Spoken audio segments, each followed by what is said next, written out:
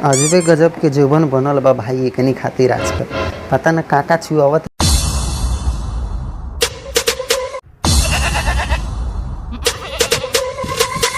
Hello guys, का हाल खबर बा। हमारी बोका प्लस चोखा चैनल में आप लोगन के स्वागत बा। त कैसन बनी जा, उम्मीद करत तनी ठीक ही होखब। तो चलिए आज की रोस्ट वीडियो में एकदम मज़ा आवे वाला बा। अगर हमारे चैनल पर नया बनी तो चैनल के सब्सक्राइब कर लिहा। आ वीडियो के कोनो दिल पर या लावड़ा लहसुन पर न लिया, ठीक बा। दिमाग से सुन के एंजॉय करके भुला जाइए, ठीक बा। तो चलो आज के वीडियो रोस्ट वीडियो स्टार्ट करता नहीं। Go and start. सिक्सर के छो छारा लाले हम गोरी गहिर तोहरा ढोरी ना। सिक्सर के छौ छारा डाल देहब गोरी तोहरा ढोढ़ी में। अच्छा, ढोढ़ी में डाल देबा। अरे बहन छे, ए तोर बहन के कबूतर से ठोड़ मरवाओ। का गाना गावता रे भोसरी वाला। ढोढ़ी में गोली मारबे तो मर जाई नूरे सार के नाती नाची के। हाँ, गोली मारबे तो मर जाई ढोढ़ी में। तो के नाची? तोहर बहन नाची। भाग जो भोसरी के बहन छे तो नज़र के सामने से, न तो सिक्सर के छौ छाड़ा तोहरा गाँव में डाल के हम मारब, ठीक बा। भाग भोसड़ी के। हाँ, गाना गाओ तारा बसड़ी वाला सब। और अजीब गाना सब बा भाई लोग, मन करा ताकि का हम कही। चलो दूसरा वीडियो देख।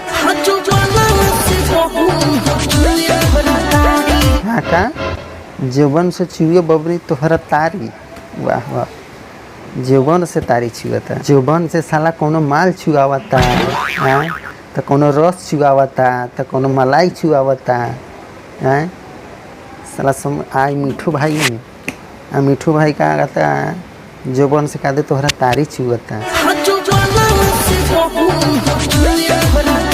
अजबे गजब के जौवन बनल बा भाई एकनी खातिर आजकल पता न काका छुआवत है। एकनी समझे में नहीं की आवत।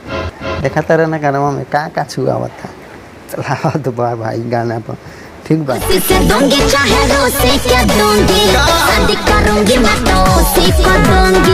से दूंगी या रूसी के दूंगी, शादी करूंगी उसी को दूंगी। अच्छा, शादी करोगी उसी को दोगी, हमको नहीं दोगी, हमको दो। हाँ हाँ, सफाई झाड़ ले जितना झाड़े के बाद तोरा, ठीक बा ना। ना शादी करी ओकरे के दी। हाँ, न जाने कई गोरा से अभी ठोकवा ले हो। हाँ, वीडियो गानवा में आके सफाई झाड़त है बागन। तो हम हिले से कुदुक के पहन दे। खुशी से दूंगी चाहे रोसे क्या दूंगी, शादी करूंगी मैं तो उसी को दूंगी।